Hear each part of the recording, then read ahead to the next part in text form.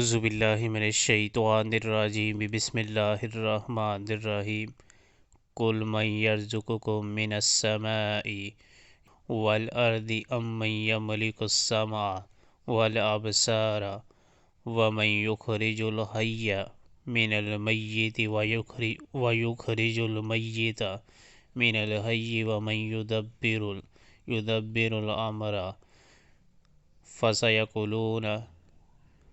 فَسَيَقُولُونَ اللَّهُ فَقُلْ أَفَلَا تَتَّقُونَ۔ ان سے پوچھو کون تم کو آسمان اور زمین سے رزق دیتا ہے؟